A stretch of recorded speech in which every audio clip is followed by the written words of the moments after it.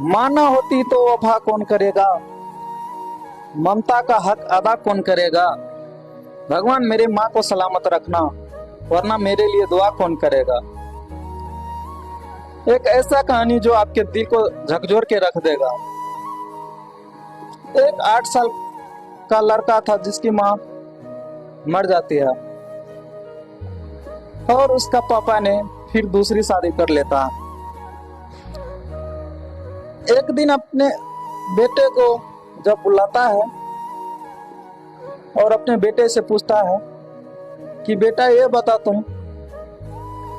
तुम्हारे पुरानी माँ और नई माँ में क्या फर्क पड़ता लगता है।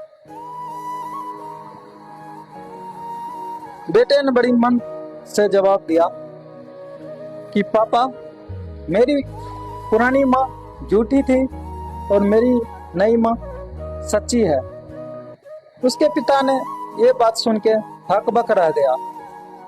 फिर पूछा कि जिस माँ ने तुझे जन्म दिया, जिस माँ ने तुझे पोस पाल के बड़ा किया, वो कैसे झूठी हो सकती है। जो कल आई हुई औरत है वो कैसे सच्ची हो गई।